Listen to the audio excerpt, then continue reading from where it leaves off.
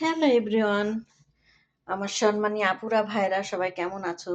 আজকে বৃহস্পতিবার। আজকে এটা রান্না হয়েছে ছেনিতে।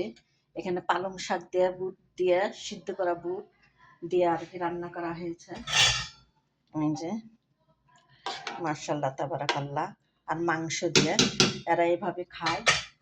আর এখানে হলো বুরগুল, বুরগুল নাকি পাপরিকা।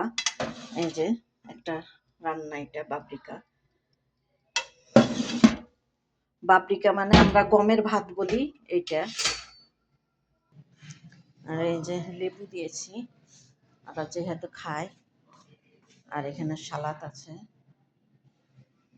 কাঁচামরিচ দিয়েছি এরা বাতাতা বলে।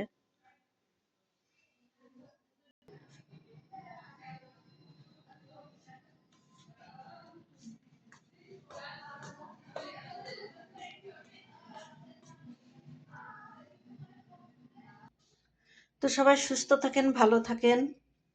আল্লাহ হাফেজ।